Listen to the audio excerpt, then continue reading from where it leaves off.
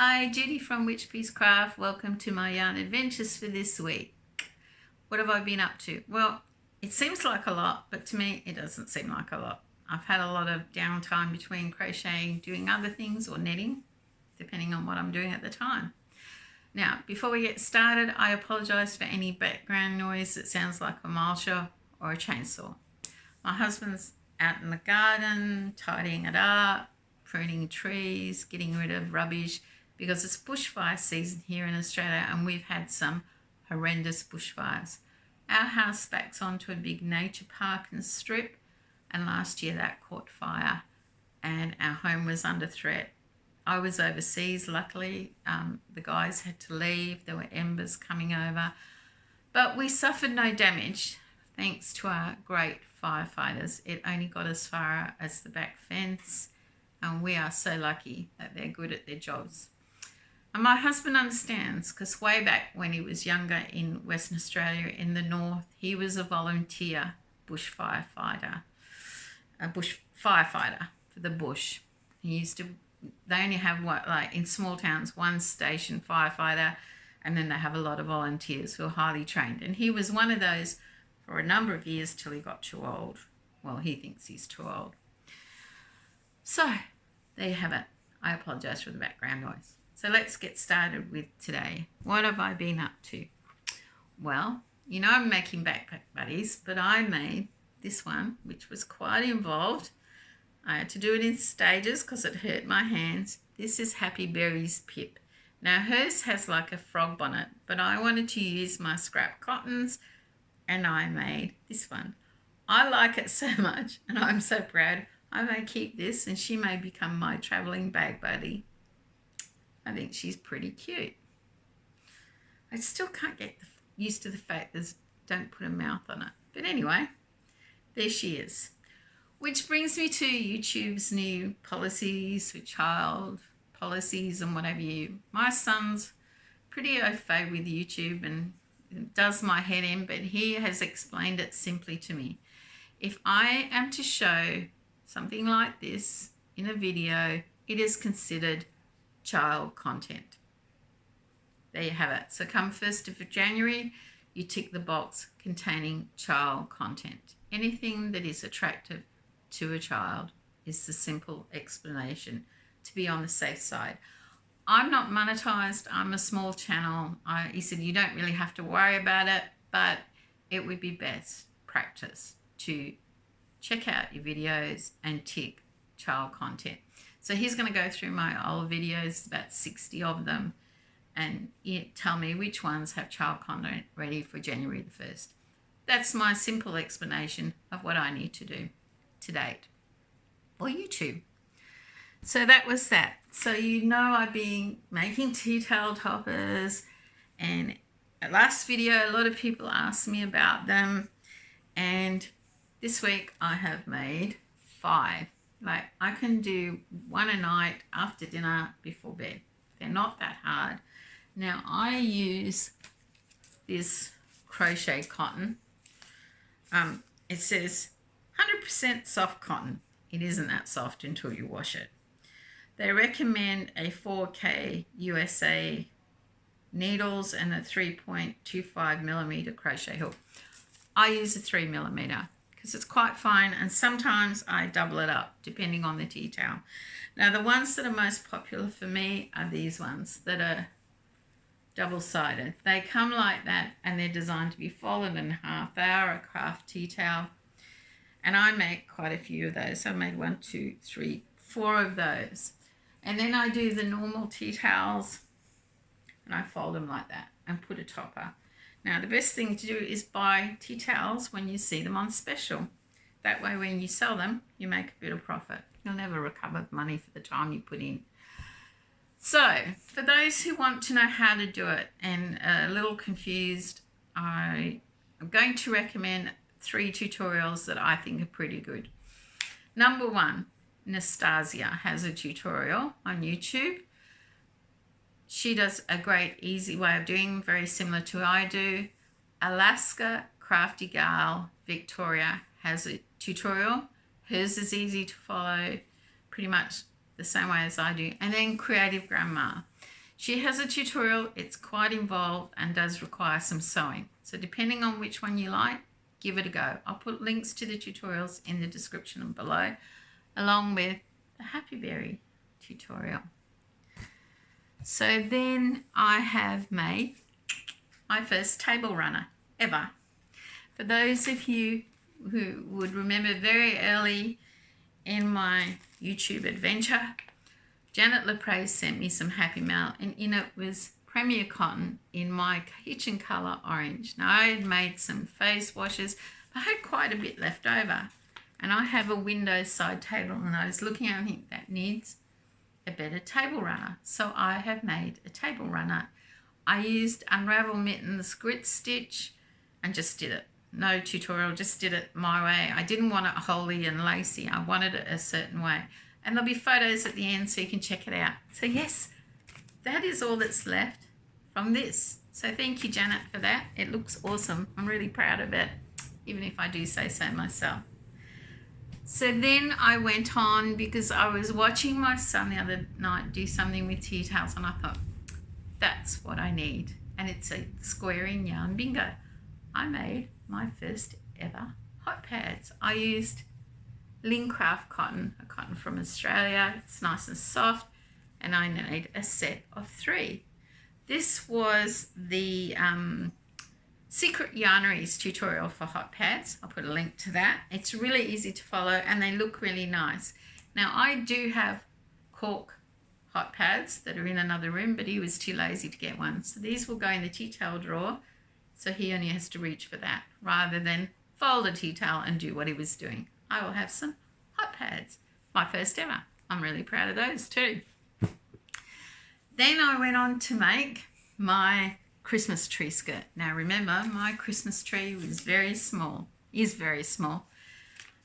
Janet Lepre recommended Jada in Stitches pattern. I followed the tutorial and I used the yarn she sent me, Worsted 8 by Premier. Is it Premier? Hirschner's Sparkle. That and a bit more is all I have left. It was really easy to follow Jada's tutorial. I'll put a link to that. It turned out great. I even covered the bottom of my tree. It has an ugly black pot thing that's attached, and I always try and cover it up, but now I've made a cover in this to match the tree skirt, and it looks really good. I'm really happy with it. There'll be a photo of that at the end because I've got it set up, not the tree, just how it looks to show my family. So they were my finished objects, and then I went on to do scrap yarn. Besides my scrap cotton yarn project, I did Pip. I made a child's hat. This is done in Marvel Spotlight yarn here, 12 ply. It's knitted the Ross hat. I downsized it for a child. So I did one of those for charity. I did, with the leftover cotton from my tea towel toppers, I made, and hot pads, I made scrunchies for Emma's stall. They're very popular here. I followed Creative Grandma's tutorial, but me being me, because I'm terrible, I had to adapt it to suit me, so they were a bit fluffier. I like them a bit fluffier. So I made 3 of those with scrap yarn left over. And then the bane of my existence. This has been going for 2 weeks, and I have tried it 4 times, and I have finally given up. It has beaten me. The Unravel Mitten Mitered Square. Have a quick look because I'm embarrassed to show you. There, that's it. I used my scrap USA style yarn worsted weight, which I've been making them all in. I'll show you that way because it looks a bit better that way. It's not great. I know some other people didn't like it, and to be honest, hers didn't look that great in the photo. But hey, I have done it, but I'm not trying it again. It can go away. I've had enough. It drove me nuts. I don't know what I was doing wrong. So then that brings me to my make-along tea cozy. There was one more. I knew Karen was making one, and it came in late, but I accepted it into the cowl because it was made in the memory of a mother for her mother's teapot. Hopefully put a photo at the end. if you haven't seen it on Instagram, try and find it, check it out. What she puts about how it helped her to make this tea cozy with some of the healing really touched my heart. Cairns from Canada, and it is lovely to think that just making a tea cozy made her feel so good. So that was that, which brings me to sending happy mail. So I met Doreen, Emma's mum, at a shopping centre and said to her, I have got some happy mail I have to send away. It's just mounting up. So we went to the post office shop there, and lo and behold, I get the most miserable, saddest service person I have ever had. She was just unbelievable. And all that I kept thinking was, it's not busy. What happens when it gets closer to Christmas? Because they're sometimes queued up out in the door down the mall of the shopping centre. Anyway, it's the paperwork for USA and Canada. It takes time to do, and she didn't like doing it. She made that perfectly clear, to the point that now I'm concerned what I sent to Canada doesn't have enough postage on it because it seemed a little cheap. But the person who receives it hopefully will let me know that they didn't have to pay extra postage.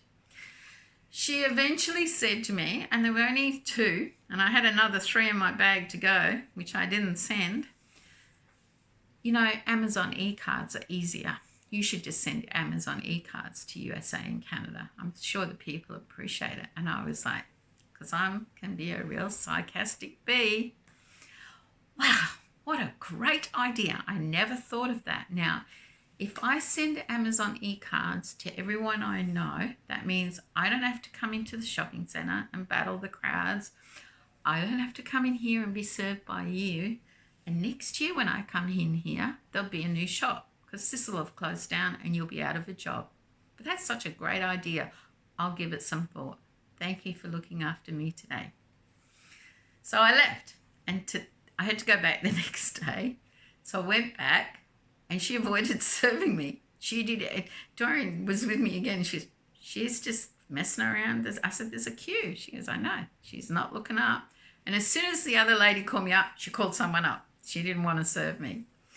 It's not my usual post office, after I'm drinking tea. It was convenient meeting Doreen while we're organising this fundraiser. So my sister in Western Australia used to be really high up in Australia Post. And I know she'd be pretty disappointed in this service. But I thought about it, and you know what I'm going to do next week? I'm going to go in and take her a little present. Just something I've made, I don't know, tea towel, face washer, and thank her for the service and make her feel 10 times worse for being miserable. You know, I always say, if you're not happy in your job, you stick with it because you need the money, but you, excuse the expression, my dad would say, piss or get off the pot, start looking for another job, which is what I did when my corporate job just became too much and was taking over my life. So that's what he would say. And I'm sorry she's not happy in her job. So which brings me to, I'd like you to comment on this video what you think of getting Amazon Ecards. Like I'm in Australia, postage is expensive to USA, Canada, UK. Let me know. Would you be just as happy receiving an Amazon e-card than a parcel in the mail? I know it's nice to get happy mail in the mail, but would an Amazon e-card make you just as happy? Let me know in the description below, and if you've ever used them. Now, I did send someone an e-card to try it out in the UK because I knew she'd be pretty cool with it. I don't think she'd mind. And at first, we had a few hiccups, but she finally got it. So I'm grateful for that. So, yeah, let me know what you think of receiving Amazon e-cards. If you might actually get more money because I don't pay postage. What was there? So, I guess in summary for the weekend, we're going to do more gardening. It's a quarter of an acre. It's not huge, but it's rainforesty and very dense, and we need to make sure the undergrowth is clear and nothing can catch fire. Got to do your best, stay safe rather than sorry. I've also received an email, or been included in an email contact for Far North Queensland for cancer. Because of the fires down south, there are a lot of baby joey kangaroos and baby koalas that need pouches, and they've sent a pattern requesting these knitted pouches, but they have to be in pure wool, which I've got quite a bit of because people don't seem to like pure wool. You knit these pouches, you send them down there, and they put this white liner in them that they need, this special liner. So yes, I may take a break from Emma's tea towels and have a go at making one of these pouches for the wildlife and send them down south. The other thing I've got to do tomorrow is make biscuits, cookies. I'm a good cook, but I'm not a good baker. Biscuits have always, or cookies, have been the bane of my existence. I'm experimenting tomorrow because I'm supposed to help Dory make 100 cookies for this big fundraising event. And I thought I'd have a dummy run first and make a small batch tomorrow. My son can take them to work. He said to me, no one's on keto at work except the boss, and he breaks at every lunchtime when he goes off to KFC. I had to laugh at that. He said, all the ladies would like cookies. And I said, that's if they turn out edible. They turn out edible, but mine usually fall apart. They don't stay in the shape. And I've got them. She made it easy for me, Dory, and she said, why not just make round ones like baubles? She'll do the Christmas trees. Being German, she's a great baker. So, what else? That's it. To my loyal subscribers, thanks for watching. I hope you like what you've seen that I've made. You try out some of the suggested YouTube tutorials. I'm really proud of my table runner and hot pads and my little Pip. I like sharing it with you guys. If you're new to the channel, check out other videos. You never know, you might subscribe. You might like what you see. Until next time, stay safe, take care of each other, and have a crafty day. Bye for now.